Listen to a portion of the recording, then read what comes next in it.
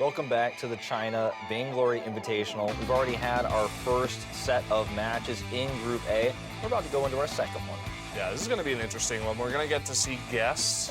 Once again, they did lose that matchup, both games to ETW, so they did gain a total of 0 points. They're going to have to win both games here, or they're going to be in not so good of a place going into their third matchup here. Yeah, I like how you pointed out 0 points like this, because they still are okay, right? They could still get out of the group. There's a chance. But, a chance. You know, every match counts, and to have the momentum taken away from them like that, and then to play 2 games back-to-back without having any resting time or any sort of extra preparation or time to like sit with the team and say, hey, you know, we got to focus on, you know, maybe Celeste needs to be the back more. Maybe we shouldn't be running Celeste.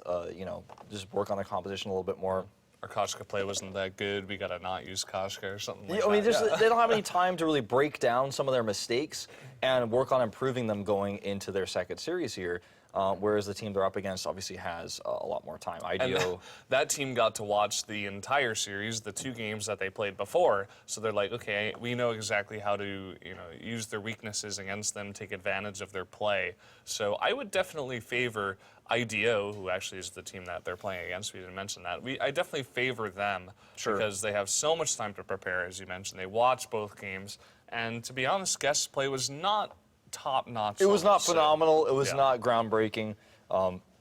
You know, obviously, Easy to Win was the better team in that last encounter that we just had. But everything you say, obviously is very true. And even though we don't really know that much about IDO, based on what they have seen, if we can assume that they're on the same level as Guest, they have a lot of inherent advantages just because they were simply able to watch Guest play. Yeah, so it looks like we are going to jump into introducing some of these players here in just a moment. Yeah, let's take a look. We're going to take a look at some of the IDO players, starting, I believe, with Shall We in just a moment. I know just on the Chinese feed we're seeing a shot of him. There he is.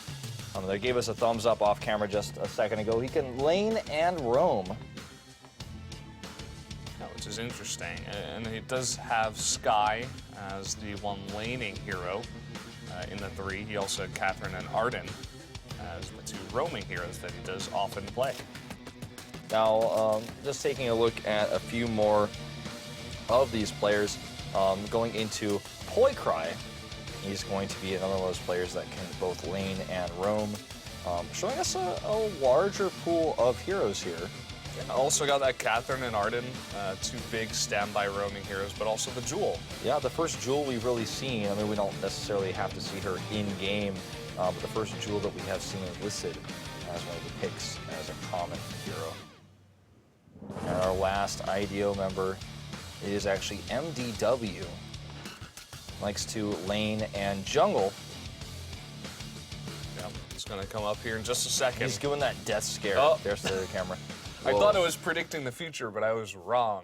You know, as we were sent back. Sometimes when we have these situations where cameras suddenly appear on us, no one is notifying, but it's good to see that even like in another continent, or not another continent, but another country, further up this landmass in China, it happens to the Chinese commentators as well. Yeah. It's not just us. Yeah, it happens to them. All of a sudden, like, we're down here, we're eating something, and we're like, oh, okay, actually, we're on camera. Yeah. That happened to us before, actually, where we didn't notice. We're just, like, sitting here, looking at the ground, thinking about the game. That's right. Sometimes you got to do that. But to just look at the info we got, I mean, I see it over there for you, is Ringo, Glaive, and Cruel. Cruel's not somebody we see very often in competitive play, as the most common heroes played for MDW, the 3rd member of IDO. Now, we already saw guest players and what they like to do, so we don't really have to break them down as much. Well, let's see. They will be tested in a lot of ways right now, mentally, fatigue-wise. They just played 2 games. They have basically no break time, and they're jumping right into another best-of-2 series. I mean, I know for me, I can sit at home, sit at my desk. I could play like 5-6 games of Vainglory straight, but you're talking about these guys, they're on stage once again, tons of stress. They just lost 2 of those games, so maybe they're not used to the competitive scene either. Maybe this is their first event. So that's a really good point, actually, just how much stress and how much that's going to weigh on this team coming into the second matchup. Yeah. I like that you mentioned also that it could be their first event, because for a lot of these teams, they're invited based on their skills on the Chinese server for the first week that they played. Some of the best players all kind of gathered together. Some of these teams are formed very recently. Some of these players have been around for a long time, but almost no one in this entire tournament has actually played on a big stage like this in front of a live audience with a live audience on stream as well. You know, you're basically you're trying to represent China, trying to say my team is the best team in China. I want to go to the VIPL. I want to represent China there. And, you know, it's stressful. You've got so much pressure on you. And a lot of people crumble under that sort of pressure. If you've never played in a tournament before, whether you never even played like a sports tournament in your real life, you know, you go to your first soccer match, right? There's a lot of added stress. It's not like practice anymore. You know, no. you're not just shooting. Totally different. You're not shooting goals to your team's goalkeeper for training. This is like you got to make that shot in front of everybody. This is where it matters. So we are going back to China here, and I'm not sure if we're going to get to introduce NNDW, but we are looking right now at Guess, the team that did lose 2 of the games before. Yeah, a bit of a somber mood here. Here are our players, BNG, Little Andy, and AAA Anthony. He had that AAA bolded there, so I guess that's where he's going with. I like your way of saying him too, Anthony, but it's a bit tougher to say. For sure. It makes it even more confusing when he's using the account Guess. Yes. But let's hope he's not doing that anymore. That might be fixed one of this next game. Maybe. Taking a look once again at one of the IDO members. That was Shall We over there on the left. One of the things I really like about Vainglory, just talking about this game in general, is that if you have a hero, you have everything the hero has to offer. There's no runes or anything like that in this game. There's nothing where you have to set up something beyond what is the hero. Well, the hero you have is the hero you have to work with. Even if you are playing Vainglory for the very first time, you just installed it on your iPad, you have the same tools to work with as these pro gamers have as well. There's no grinding involved. There's no, oh, I have to play to this level before I can really actually play this hero, and maybe I can't even kill the jungle creeps until I've played like 300 games. There's nothing like that. Yeah. But, I mean, the only thing there is buying some heroes or, you know, building up some points to get those heroes. But generally, that's pretty easy. So not a lot of stress involved there. Makes the game very accessible. And I think that's the way it should be, especially for a mobile game that people are just trying to get into. All right, we're jumping into this draft. We have a Cruel ban, perhaps just based on the fact that, you know, MDW likes to play Cruel, and we have a Sky ban as well here. And funnily enough, with no Koshka bound, we are having no one pick Koshka. Pretty interesting coming into this game. Now, we had a really interesting draft locked in, but it looks like there might be technical difficulties going into that draft screen. But I saw a Jewel in there as well. We saw that, who was it? Poicry really likes to play Jewel quite a lot. Yeah, probably going to be going into that lane as the other hero that is not Catherine for that team is Rona. Yeah. So probably going to be Rona in the jungle. I've never seen a lane Rona. It seemed like it could be viable, but we just haven't seen that yet. We also have Fortress coming in here. I'm not entirely sure who's playing him. Fortress. Yeah. Well, that should be really, really cool to see. Yeah, AAA Anthony on that jungle Fortress. That's right. We'll see how that does go down. If that will work out for them. Once again, we are going to have Celeste for little Andy. No surprise there. I mean, generally his mechanics are quite good. It's obvious that the guy plays a lot of Celeste. It's really just about his positioning. That's the only gripe I do have with this play. Yeah. Just taking a look at this early game, let's see if we see Guest go for a lot of aggressive, you know, invades and gank type plays that we saw them do in the previous series. Looks like they're planning on it. They're moving into their enemy's jungle, but a scout trap will in fact identify the position. And actually, we're going to see Fortress in here jumping right on top of Shall We, taking a lot of damage, and in fact getting body blocked here. Shall We taking a ton of damage, and down he goes. Yeah, well, there you have it. NNDW not joining the fight for a long time. Not sure what was going on there. Rona getting totally caught out there and will go down. Little Andy also eventually joining up with that. So a pretty good start here for Guest, as we have seen in all 3 of their games so far. It doesn't necessarily say much about the eventual outcome of the game, but we'll have to see. Right. I just noticed that it's not MDW, but in fact NNDW. Yes. If you want an alternative pronunciation. If you want to just try to go phonetic on it, yeah. Yeah. Oh, this is risky, man. Little Andy loves to jump in the fray, even in lane. Obviously, versus Jewel, if he positions himself really well and uses all of his heliogenesis properly, can actually win in lane just simply by poking, but you don't want to get too close to Jewel. and allow her to chain together her ranged skill shot there. I'm loving the different angles we're getting so far, Wolf. This is really funny. It really, you get to see all the amazing artwork that was put into this game for sure. I mean, it's a beautiful game. You get to see all the little different intricacies of the very many corners of the map. Yeah, the Halcyon Fold, if you never knew this before, in the lane, right above it is just like a chasm. So if you like got blown off to the lane to the north, you'd be falling down forever. Who knows what's down there? There's like a little town down there maybe. We're gonna see a big trade here. Poikrai tries to go for it, but definitely gets the worst end of it.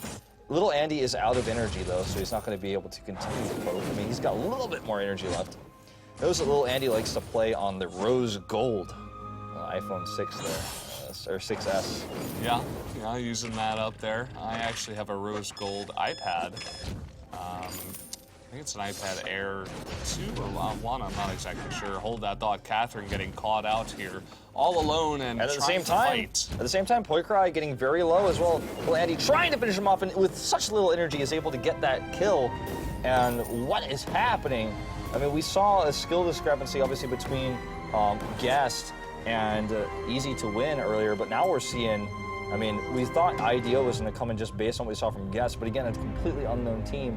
Guest is getting a massive momentum lead here. Yeah, and this is not like the momentum lead that we're getting last time. This looks like they're dominating in this game so far. IDO seems to be a little bit confused about, where they're supposed to be on the map at some times.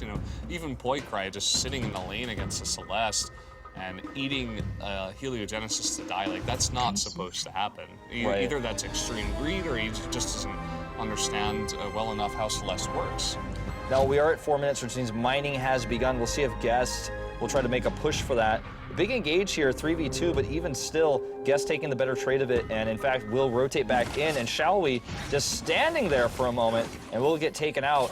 A little Andy is coming up to join. He's gonna eat a scout trap on his way up, but don't think they will be able to secure any more kills, but again, just pushing that momentum lead. Will the burn be enough? BNG goes for the kill. It looks like burn just barely not enough there. Just barely. And I'm glad you mentioned standing there. It seems like these guys really just not playing to their full potential here, Wolf. Would like to see them try to step it up. This could be nerves also that's just coming into it. Like they're extremely nervous. They're pressing the wrong side of the iPad. We don't really know what's going on. But Sure. I mean, it's also, a big stage. Like you said, the nerves will play a part of that. It could be frozen in place in-game because he's frozen in place, in reality. yeah, no, it's actually true. As funny as that sounds. You ever, anyone, I guarantee you everyone who's watching this has had some moment, whether it was giving a speech in class, or they were at the spelling bee, or, they had to tell their parents about how they got in trouble at school that day, and they just freeze up, you don't know what to do, you don't know what to say. I think we're seeing a little bit of that. And Shall We is trying to come back without vision to retake the minion mine, and we'll get punished for it. And Guest is running away with this game so quickly. They stole the minion mine. It was retaken, but at the cost of one of their, one of IDO's players. I guess making this team look like pansies. And they're trying to go for the big solar storm. There it does land after the rocket leap. So very nicely aimed there by little Andy. That's what we want to see out of our Celeste. And he does a good job of that. Looking to take down the turret now. Yeah, Celeste is one of the fastest turret killing heroes in the game. Could just do so much poke damage from safety. And obviously the turret can't move. So you can actually chain those Heliogenesis together. And whoa! Down he goes again. Rona did get the minion mine during this, but was it worth it? I think the answer to that is clearly no, because now they can just simply retake it, rotate back, and we get the gold mine. And we already have 6K to 4.3K, so at 6.5 minutes, nearly a 1,500 gold lead for Guest. And even more 2.2 at this point. Taking that gold mine now, going to get a lot of a lead here. And just as a disclaimer, as we said before, this game is very, very new in China. Did just come out last week. So obviously there's not a ton of very well established, long-standing Chinese teams just yet. They're trying to get their practice in. So as we said before, there's going to be better teams. There's going to be teams maybe that look a little bit less experienced. Yeah. And that may be what we're seeing a bit here between these two teams. Shall We, again, out of position. And one of the things I want to note is, don't try this at home when you have like a 6-0 lead to try to invade the jungle and take all of their farm. Notice that we saw Fortress drop a flare to actually get vision to make sure no one's coming from the lane to come down and stop them. They had vision, and they found Shalwi. As soon as they found Shalwi, they knew, okay, I can take all this farm by myself. My teammates are going to 2v1 Shalwi, they're going to kill him, and we're just going to continue to push our advantage. And this may be one of the fastest games we have in this tournament, but this is not done casually. This is done very safely by Guest. Now, Shalwi going to get killed here again. Big red button not going to do enough here for Poikrai either. He's actually going to get taken out. Looks like this may just be an ace. Yeah, it could very well be. Catherine getting very low, going to go down. Only Jewel left over. Fortress, the only person going to go down, but that will be an ace for the side of Guest. And that should be at least one turret here. The ace buff now and all these minions. Yeah, the ace buff is definitely going to help secure that. You can just see Rona standing feebly by that turret, not able to accomplish anything. And you know, one of the things that anyone who plays this game at a high level will tell you is Catherine is incredibly strong. She's one of those heroes that is really hard to deal with, and is one of those heroes that you think, well, it's so hard to kill this hero. It's so frustrating to deal with how you know, how she can stun and initiate. And we're not seeing anything like that from NNDW just because his team is constantly out of position. We're seeing Shalwi die repeatedly. He's 0-5 right now, which means that Catherine doesn't have the support she needs to actually go in there and initiate, to be so tanky, to absorb so much damage. So one of the scariest heroes in the game is just looking feeble and weak with no support right now. Yeah, if you're Catherine alone, you can't do much. If you have the support of your allies to follow up after you get a great initiation as that Catherine, you know, go in with a merciless pursuit, get a nice blast tremor down, get a big silence, you know, maybe then. But this right here is what we're seeing a lot of. Shalwi getting caught out again in his own jungle. Catherine kind of just standing there awkwardly as Jewel is not joining even in the fight. It's just sitting in the lane farming up, and now they're going to get caught out. Yeah. And I don't even know if that gauntlet was even necessary to kill Shalwi there. And I definitely think we're seeing a lot of nerves from Shalwi here in this first game. Because some of the things we're seeing, for example, Jewel being away from that fight, we're going to see NNGW get taken out here as well, even with that shield. No way he's going to survive. Good kiting, or rather, good stutter step there by Fortress. But, you know, Jewel was back buying because she has no control of the jungle, because, you know, the jungle is always taken away, so she has to go home to buy. They do pick up one kill here as Fortress was overextending just a little bit, getting a bit too excited. Looks like Guess is getting a little bit overconfident, you know, a bit cocky. They're saying we are so far ahead, it doesn't matter how far we invade, really behind that turret. They're going to pay for it slightly. But again, they're getting that gold mine up here very, very soon, getting farther and farther ahead. Yeah, the gold mine is nearly ready for that immense payout. And because they control the jungle, they can, every time they want to, safely buy from the jungle shop. You see the mini mine will be retaken. A small victory here for IDO, as they are far, far pushed here. Even that 171 gold that you get from that is important at this point in time. Just want to point out again, Shalwi makes up half of the deaths on their team. Yeah, I mean, they were very far behind early on, so I understand what he was trying to do. He was trying to counter jungle a bit. He was playing risky to try to get his team ahead, but it was just not paying off. We do see that from time to time in some of these Vainglory games. And sometimes when you're behind this far, there is no good choice. You kind of are making the best of a bad situation, hoping that your opponent messes up. And right now, Guess isn't making too many mistakes besides their overextensions, which are warranted. Look at how much damage Celeste can actually do at this point with this much of a lead, this much crystal power. And oh, here we go. Gauntlet gets dropped. No stun for it, but Fortress is up at the front. Big red button puts off some damage, but the Solar Storm is way too much. And it looks like it's just simply going to be a 2-for-0 trade.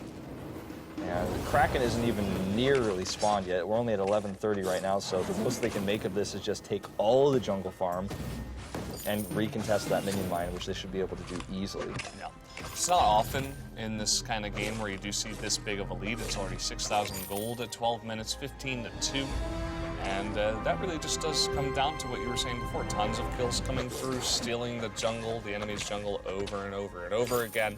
There's not much farm potential for this team to come back. They just kind of have to sit in the lane, be a bit passive, defend their crystal turrets, and just try not to die as much, I suppose. Well, you know, the thing about their composition too is it's not a composition that does well while turtling.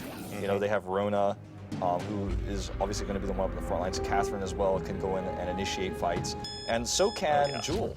But all the three of these heroes, but with the exception of Jewel to a certain extent, with her B, are not very good at poking on the defense to kind of hope that their opponents overextend. They kind of are really bad in the situation. That further exacerbates the situation they're in now, because if they want a turtle, which is probably the best choice, there's not a lot of opportunity. Yeah, it's not a very balanced team. It's a hard engage, like lock down one person for a very long time while allowing Rona to do an immense amount of damage to that one person, or just try to bunch them up, you know, get a big silence down. But they just have not been having much teamwork at all in these team fights. We see it once again. They're kind of just running away the entire time. Now, Catherine in a decent position here, but they're just so far behind their item builds and everything they're doing is just not going to work out. Silence does force Guest to retreat here. And actually, Rona gets picked off. Big Red Button will grab Fortress, but Jewel goes down right afterwards. And a stun locks on NNDW, and he does still have a lot of hit points. Basically impossible to kill is Catherine, but eventually will go down here, and that's an ace that if they get another minion wave in here, they might be able to take out both turrets and finish the game. I think they're just barely not going to be able to finish it, but they're so close. They may if they just right-click, or, you know, finger-click, because this is actually on a tablet game. Yeah. If they just, you know, as you would say in other titles, right-click on the Vein Crystal, I think they can actually just get it. They're going to kite around.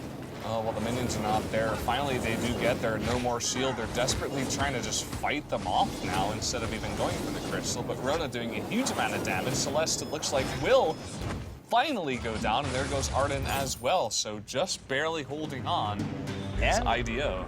And, you know, just barely was not an ace, which is important. Fortress is here. It looks like Fortress may actually just finish the game, and that is going to be that. Well, actually not so. He's actually just fighting here. What? Maybe he assumed that the game was over. I'm not quite sure. Well, clearly our observer did. We don't actually know what the hit point on the Vein Crystal is, because it's not about halfway. Yeah, that's what I thought. So our observer was like, "Game's over." I'm like, "No, not yet." I was like, "Did I miss something?" Because I think it's still alive.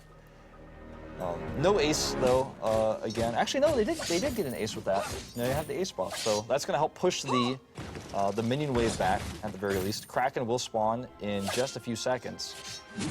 Looks like that very immense gold payout is going to go towards the side of Guest, even though they were playing very overconfident. They're just trying to go way, way deep and end the game. They're still going to be very far ahead here, especially once they get that gold payout. There it is, 274 going to every member, and they could even just go for Kraken and end this one. Yeah, I think it would be pretty reasonable to try to contest Kraken together. What IDO needs here is a really good engage, but with their composition, unless Jewel gets a really great multi-man stun, it's not gonna happen. But we already see the gauntlet gets tossed, multiple stuns here. Toycry is gonna go down, and that Solar Storm does an insane amount of damage. Rona is completely avoided here. She's not able to get that damage off, basically kited to death. And now we're gonna see NNDW, the last to fall. And with that ace, they will be able to finally finish off that Vein Crystal. Take a pretty quick, very one-sided game here. The only mistakes really on Guest were their overextensions. Yeah. There you have it. There you have it. Not too much else to say. Guest really coming